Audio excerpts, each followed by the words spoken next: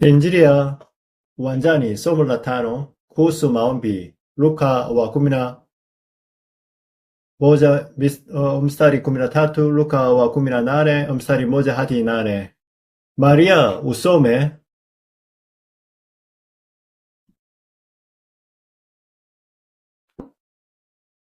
13 kwanza.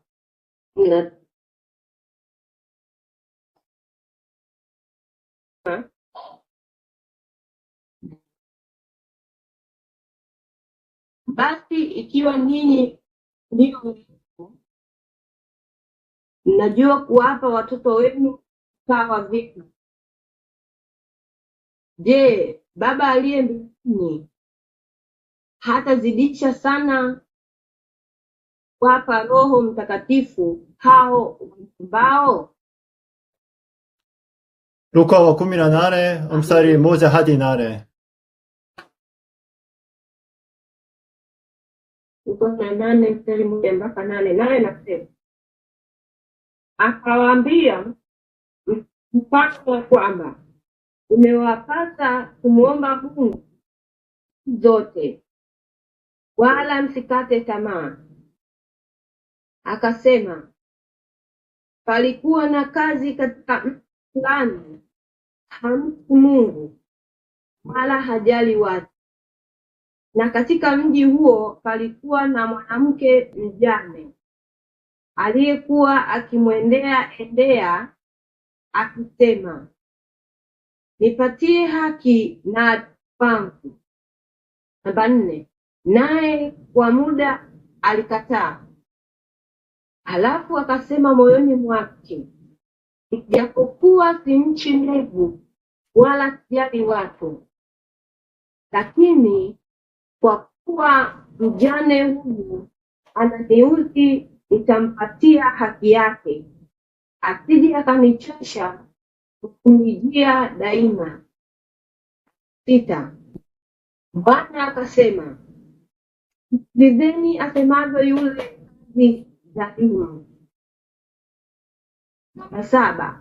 Na Mungu je, hatawapatia haki teule wake wanaomlilia sana na usiku, naye ni mvumilivu kwao?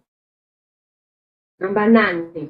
Nawaambia, pia haki upesi, walakini atakapokuja Mwana wa Adamu, je, ataiona imani duniani?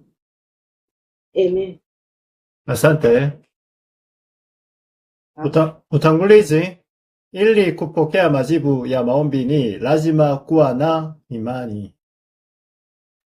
Waebrania wa 11 mstari 6 inasema, lakini pasipo imani haiwezekani kumpendeza Mungu. Ni imani ya namna gani inayozungumziwa?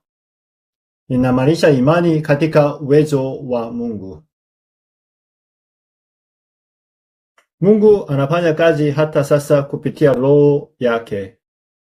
Mungu anafanya kazi kweli sasa na anatimiza neno lake. Inamaanisha imani inayotambua ukweli huu. Katika Waebrania wa sura wa 11, watu waliokuwa na imani walionekana kushindwa mwanzoni, lakini wote walifanikiwa mwishowe. Na wale wasio imani walionekana kufanya vizuri, lakini wote walishindwa kwa sababu ya kutoamini kwao. Ni imani ya aina gani? Unapoomba usisali kulingana na kiwango chako mwenyewe. Lazima uombe katika kiwango cha Mungu. Mungu anaweza kufanya hivyo. Kuomba kwa kiwango chako mwenyewe si maombi ya kweli. Hiyo ni kutoamini, yani ibada ya sanamu, si maombi. Mungu ni Mungu wa miujiza. na Mungu wa uumbaji. Lazima uombe katika kiwango hicho na hicho. Isaya wa 43 mstari 18 hadi 19 inasema kwamba Mungu ndiye apanyaye njia nyikani na mito katika jangwa. Wale walio na imani hii wanapokea majibu. Somo kuu. Kwanza, maswali kuhusu nadharia mbalimbali za maombi. Ni nini sababu ya dini zote kuomba na kupokea majibu? Ni nini sababu ya maombi kwa wanyama, vitu kama mawe, miti au sanamu zilizotengenezwa kwa mikono kizibiwa? Ni nini sababu ya wale wanaoabudu sanamu kuwa na nguvu? Kila dini ina majibu. Watu husujudu mawe na kuna majibu. Husujudu karatasi au wanyama na kuna majibu. Je, hii ni kazi ya Roho Mtakatifu au ni kazi ya pepo wabaya? Katika ulimwengu huu kuna kazi ya Roho Mtakatifu na kazi ya pepo wabaya waziwazi. Pepo wabaya kwa hakika kuwafanya watu waanguke. Kwa hiyo majibu yanapotoka kwa kusujudu miti au mawe ni matatizo kubwa kudhani haya ni majibu ya kweli. Hizi ni kazi za pepo wabaya na majini kabisa. Hizi ni kazi za pepo wabaya na majiza kabisa. Majibu unayopokea si ya namna hiyo. Ukibandika kipande cha karatasi ukutani na kukiombea kwa moyo wako wote asubuhi na usiku, nguvu itatokea hapo. Hii ni kwa sababu majini hutoa nguvu. Pale unapoweka moyo wako katika kuombea hiyo karatasi. Majini ni pepo ubaya. Hii ni moja ya mbinu ambazo ibilisi hutumia kuwatawala watu. Wanadamu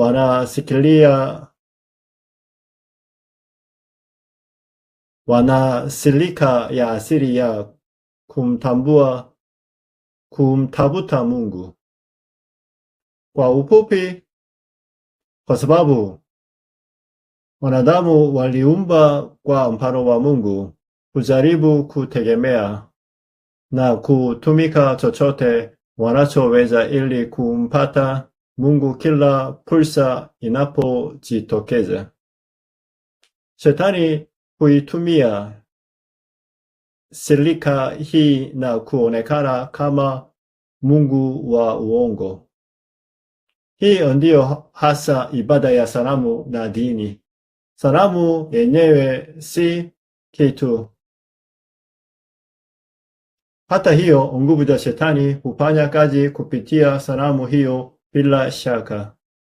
Kwa hiyo ibada ya sanamu ni kumtumikia shetani na mwishowe huleta maangamizi. Ni kama mtu anayeolewa na jambazi.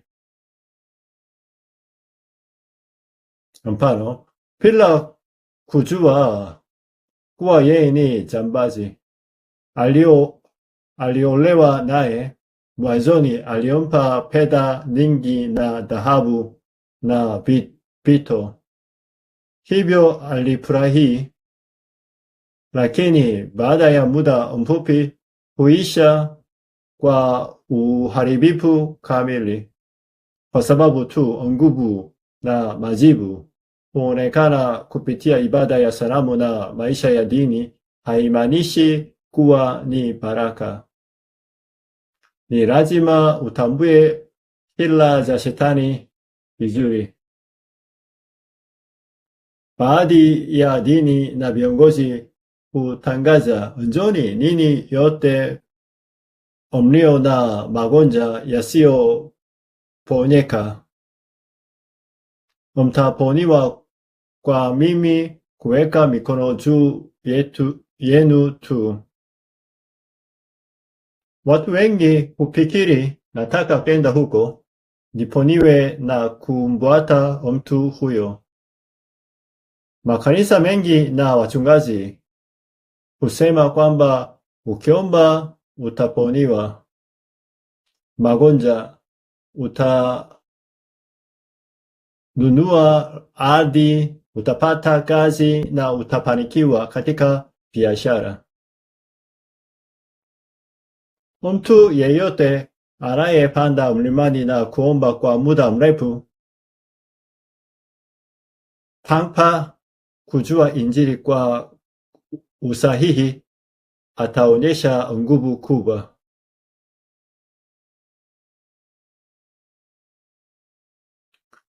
Matatizo ni kwamba wanapokea pepo wabaya huko, si Injili na Roho Mtakatifu.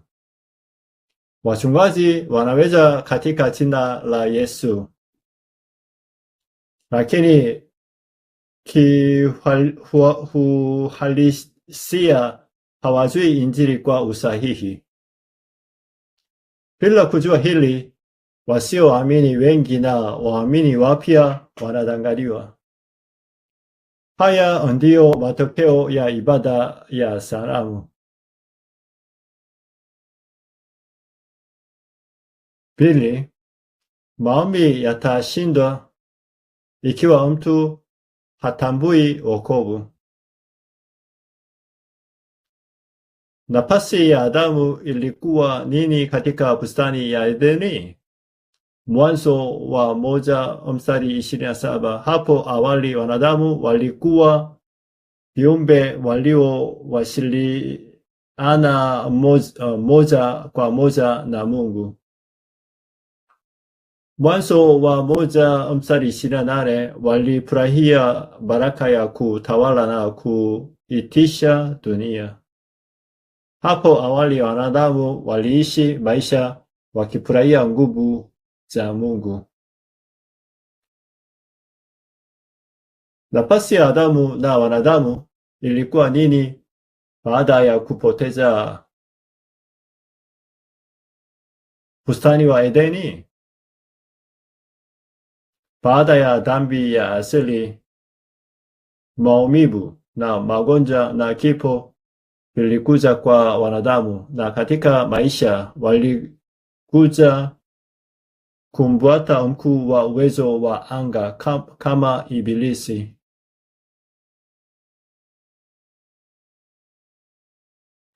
Walikuja kuwa viumbe walionasua katika hatima iliyokamata na Ibilisi.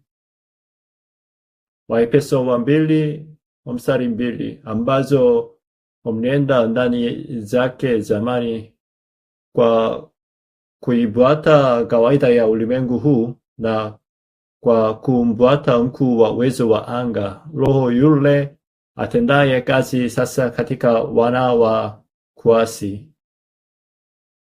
Ombi la wanadamu aliyepoteza wokovu ni ibada ya sanamu iliyokamata na Shetani. Hali ya kiroho ni ile ya mtoto wa Ibilisi anayeteswa kila wakati na Ibilisi.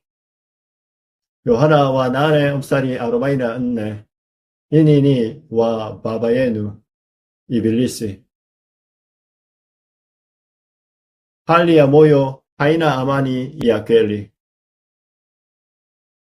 Waefeso 2:2, kufuata kawaida ya ulimwengu huu na mkuu wa uwezo wa anga.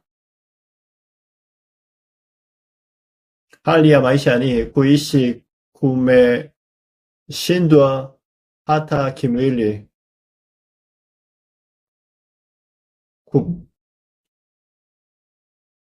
Kupotosha na vitu ambavyo si kweli na kuishi kama unasi unaotikishika na upepo. Matendo ya Mitume 8:9-13. Kwa nini nguvu na majibu huja wakati wasioamini na dini zingine wanaomba? Sababu pepo wabaya wanajibu. Haya ni majibu yanayokuja kwa sababu wasioamini wanatumikia pepo ubaya. Moja wa Korintho wa 10:20. Sivyo, lakini vitu vile wavitoavyo sadaka wavitoa kwa mashetani, wala si kwa Mungu. Nami sipendi nini kushirikana na mashetani. Hii inamaanisha ibada na maombi, matambiko na nyimbo za wapagani ya wasioamini huelekeza kwa pepo wabaya. Majibu yote kwa wasioamini ni majibu ya pepo ubaya, yani shetani. Inaweza kuonekana kama wasioamini wanapata majibu ya maombi, lakini wakati unapita mateso yao huongezeka. Pia kuna majibu kutokana na ushawishi wa kiroho. Mathayo wa 12:43-45. Hata bila kufanya matambiko au kuimba, kuna matukio ambapo mambo hufanikiwa na tamaa hutimiza. Haya ni matokeo ya ushawishi wa kiroho wa jumla unaojulikana kama nguvu ya utashi wa dhati. Chini ya neema ya jumla, ikiwa mwanadamu ataelekeza akili yake kwa ushawishi wake wa kiroho wa asili, mambo ya kimwili au ya kiakili yanaweza kupatikana. Hata hivyo, mafanikio hayo hayawezi kutoa majibu ya msingi au ya mwisho.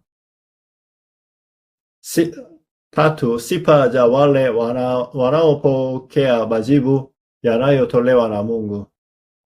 Waamini wanapokea majibu yanayotolewa na Mungu, si na Ibilisi.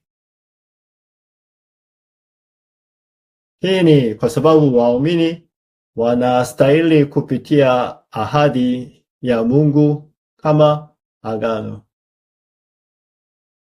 Yohana wa 1:12, ukipokea unapewa mamlaka ya kufanyika mtoto wa Mungu. Wakati mtu aliyekombolewa ambaye amepokea mamlaka ya mtoto wa Mungu anapoomba, majibu huja, kwa sababu wana sifa ya kuomba kama mtoto wa Mungu. Yohana wa 16:24, hata sasa hamkuomba neno kwa jina langu, ombeni nanyi mtapata furaha yenu iwe timilifu. watoto wa Mungu wana sifa ya kupokea majibu wanapoomba kwa jina la Yesu. Luka wa 11 mstari 5 hadi 13. Wakati mtoto wa Mungu ana mada iliyo wazi na anaomba kwa bidii badala ya kuomba tu, anapokea majibu. Akawaambia, ni nani miongoni wenu aliye na rafiki akamwendea usiku wa manane na kumwambia, rafiki yangu, nikopeshe mikate 3, kwa sababu rafiki yangu amekuja kwangu atoka safarini, nami sina kitu cha kuweka mbele yake. Na yule wa ndani amjibu akisema, usiniudhi, mlango amekwisha fungwa, na watoto wangu wamo kitandani pamoja nami, siwezi kuamka nikupe.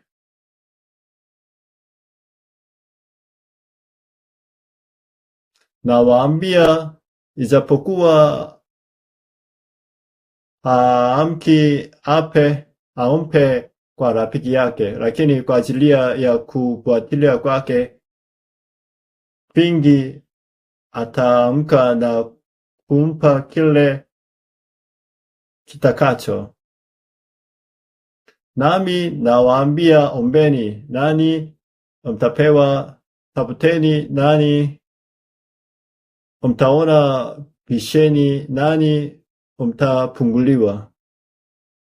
Kwa kuwa kila ambaye hupokea, naye atafutaye kuona, naye abishaye atafunguliwa. Maana ni upi kwenu aliye baba, mwanawe akimwomba mkate, atampa jiwe? Au samaki, badala ya samaki atampa nyoka? Basi ikiwa nyinyi mlio waovu mnajua kuwapa watoto wenu vipawa vyema, je, Baba mbinguni atazidi sana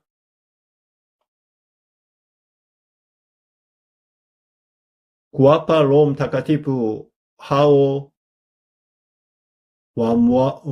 wamwombao. Luka wa 18 mstari 1 hadi 8. Huu ni mfano wa jinsi kadri dhalimu alivyotimiza ombi la mjane aliyekuwa akifuatilia kwa bidii. Kwa maneno mengine ni neno kuhusu imani kwa Mungu. Usikate tamaa kamwe unapoomba kwa Mungu, hata kama yeye ni hadi mbaya. Ukienda hadi mwisho na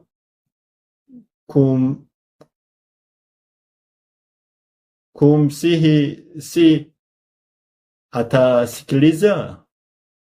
Hii ina maana kwamba ikiwa una imani ya kweli kwa Mungu, atajibu. Mungu hutoa majibu kwa wale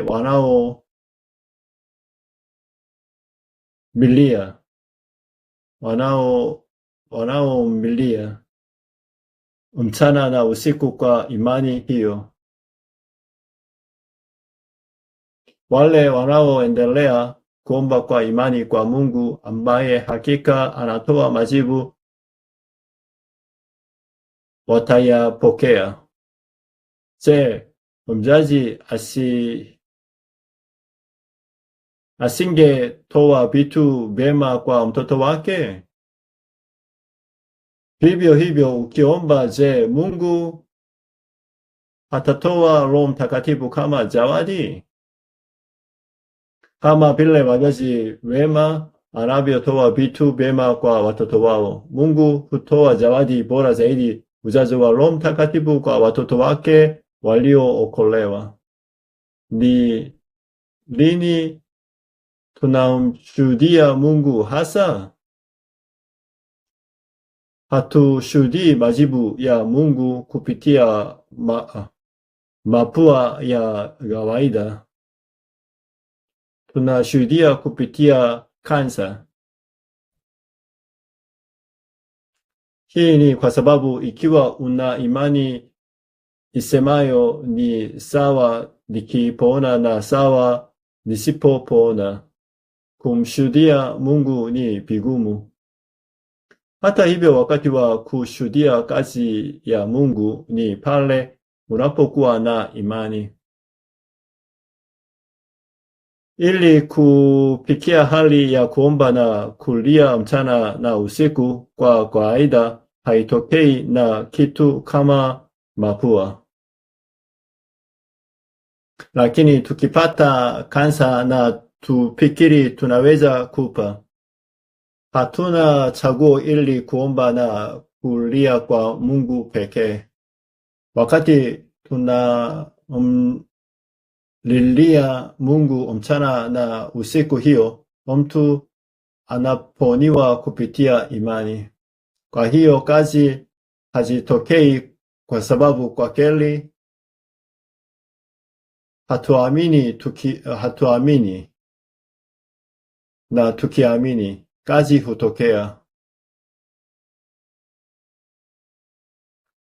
Tunaishi kana kwamba tunajaribu tuwezavyo kutokuamini kila tunapopata nafasi. Kwa nini tuishi maisha magumu hivi? Tangu sasa muamini Mungu tu. Ikiwa anayeamini ni mtoto wa Mungu, lazima apokee majibu.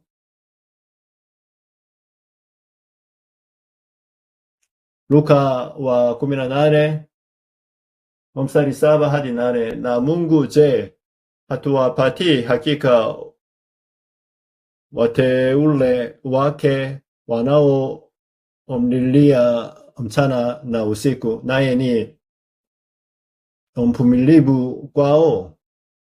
Na waambia, atawapatia haki upesi. Walakini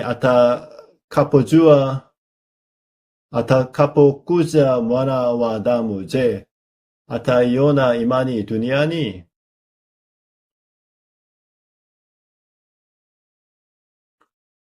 Msijisumbue kwa neno.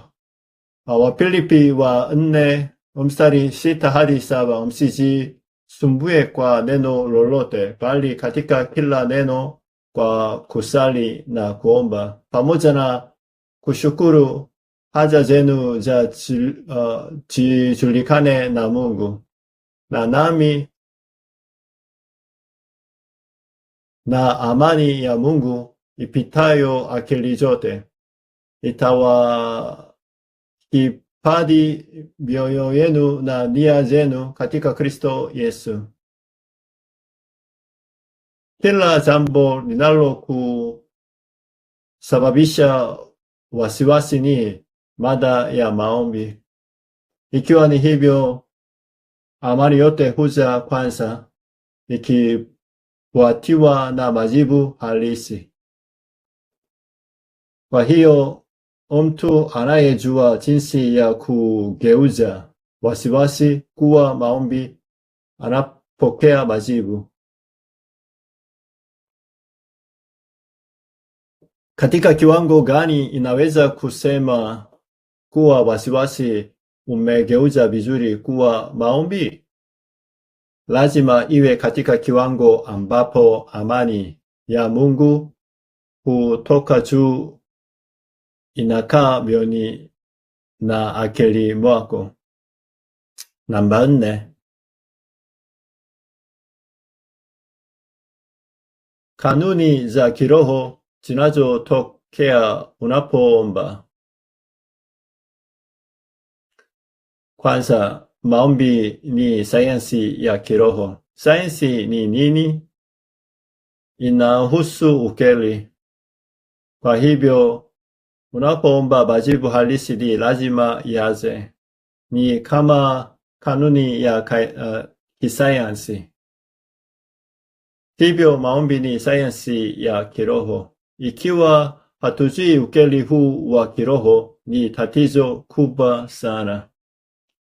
Inasemekana kuwa madaktari na wanasiasa na wafanyabiashara na wasomi wanaofanya kazi muhimu wanakundiwa pombe zaidi.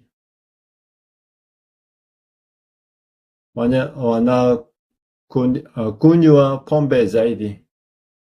Kwa nini? Kwa sababu wana msongo wa mawazo na wanateseka sana. Wanafunzi pia hupata msongo wa sababu ya kusoma na walimu hupata msongo pia.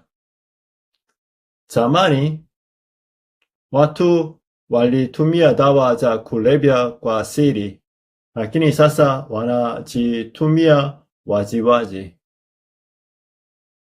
Wachungaji na viongozi wa dini wanaipicha, lakini wapo chini ya msongo zaidi.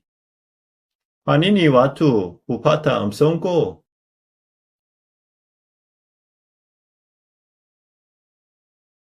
Ni kwa sababu hawajui ukweli wa kiroho unaoweza kushinda msongo wa mawazo huo, hivyo hawana chaguo. Katika Zaburi wa 27, Daudi alikuwa mfalme na akasema tamaa yake moja ilikuwa kumtumikia Mungu nyumbani mwa Bwana. Wakati Daudi aliyejua ukweli wa kiroho alipoingia katika jumba za ufalme,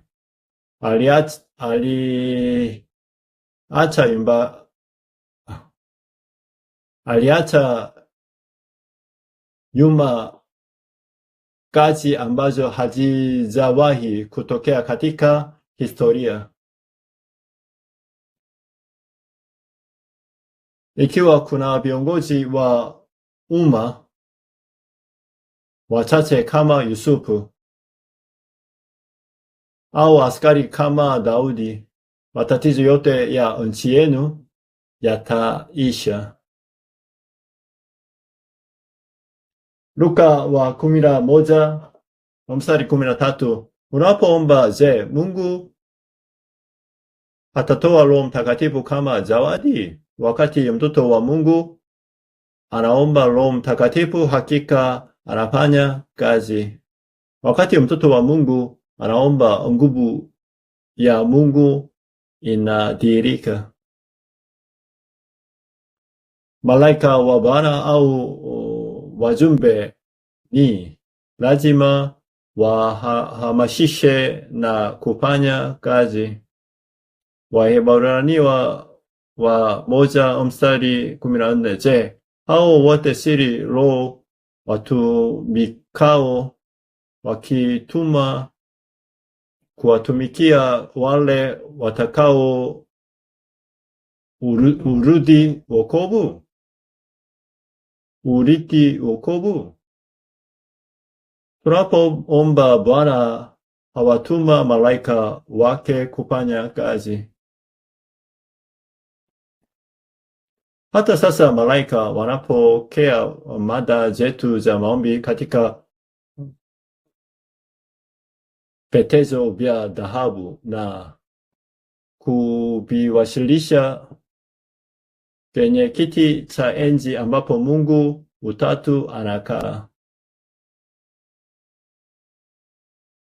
Ufunuo wa 8 mstari 3 hadi 5, na malaika mwingine akaja akasimama mbele ya madhabahu, mwenye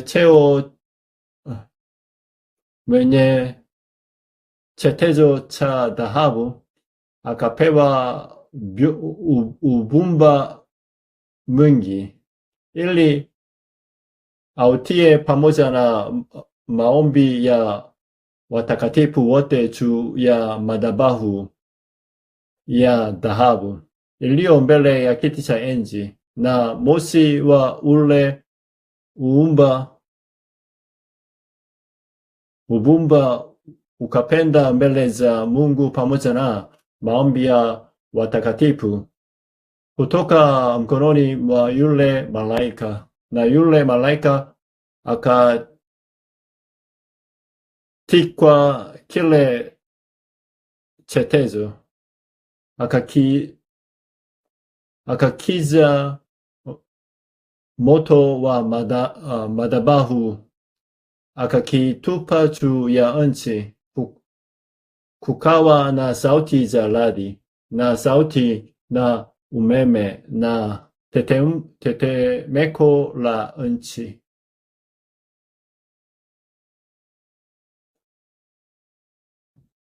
Moyo la mawazo yako ni mada zako za maombi, na hizi zinawasilisha kwa Mungu ili zijibiwe. Ikiwa tuna kutoamini, majibu ya kutoamini yanakuja.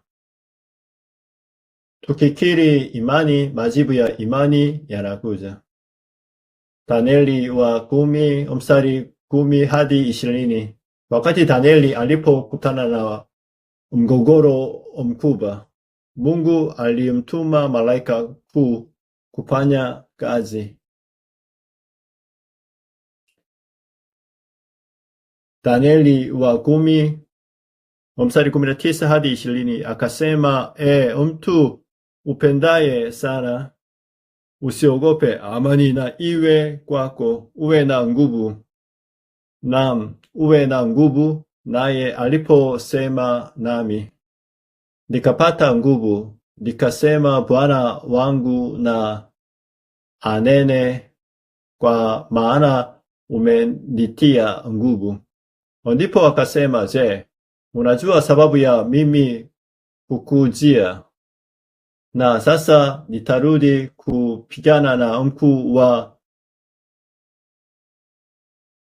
Uajemi, nami nitakapotoka, tazama, mkuu wa Uyunani atakuja.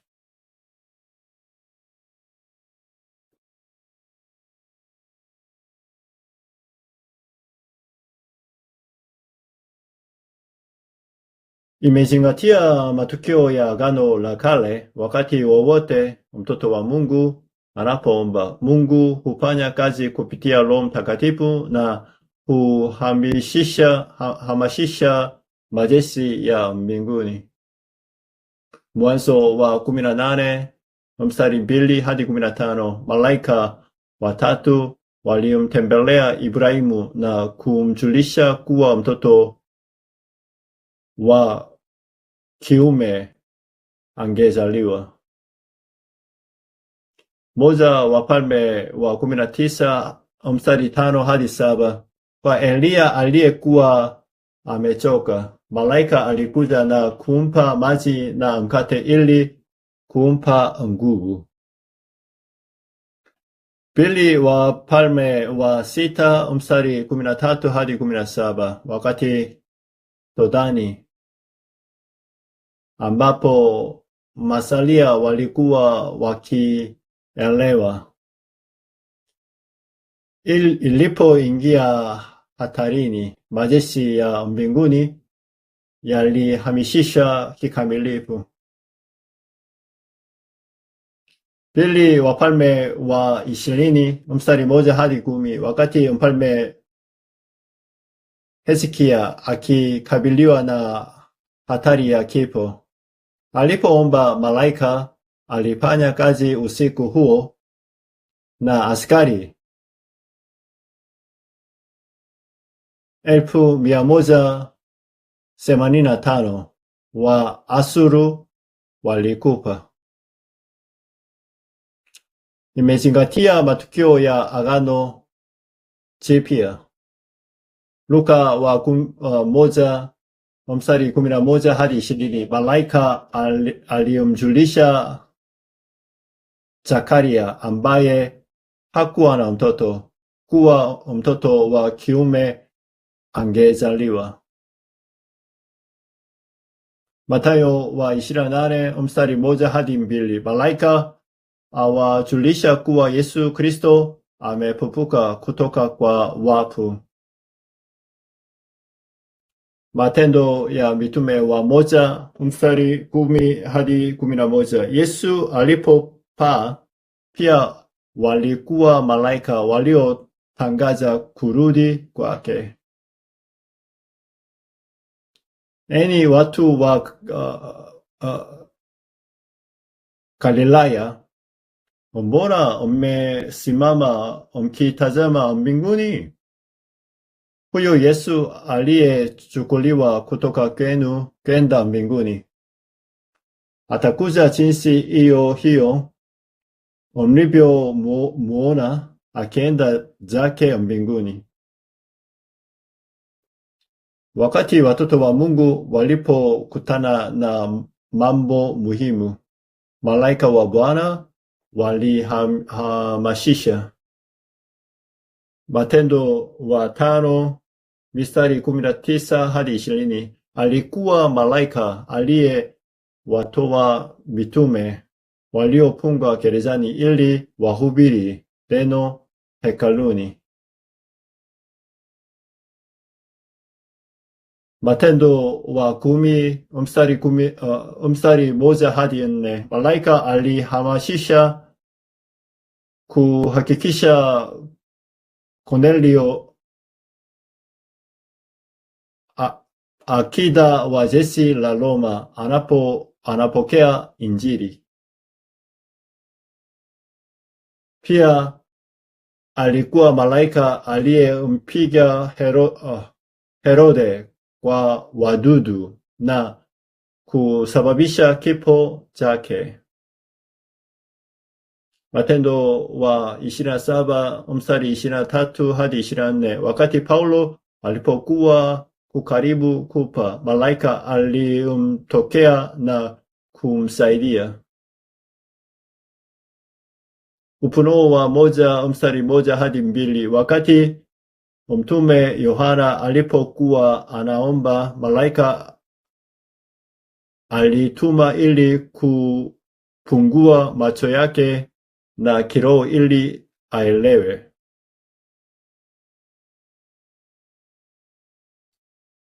Ufunuo wa 1 mstari 20. Siri ya zile nyota 7 ulizoziona katika mkono wangu wa kuume, na vile vinara 7 vya dhahabu.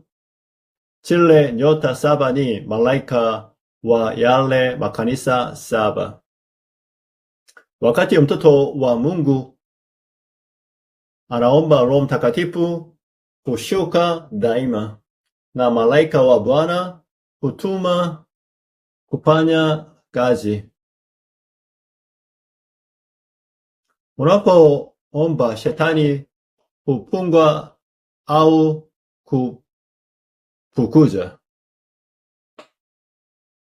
Katika wakati huu wa maombi, mipango mikubwa na isiyo chunguzika huonyesha. Yeremia wa 33 mstari 3. Uniite, nami nitakuitikia, nami nitakuonyesha mambo makubwa magumu.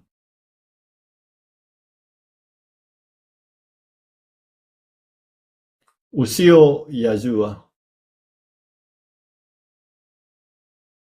Ikiwa wewe ni mtoto wa Mungu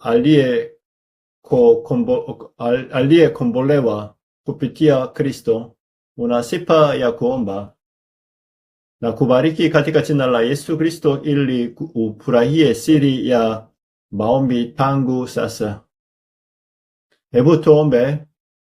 Mungu, tunakushukuru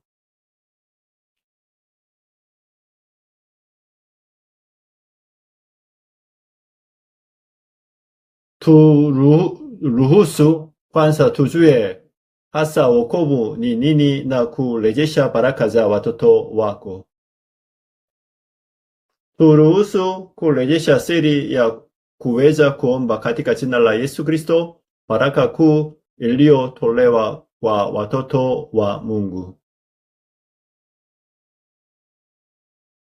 Tunapoomba na tutambue kuwa Roho Mtakatifu afanye kazi giza linaporomoka na ufalme wa Mungu umekwisha kuja.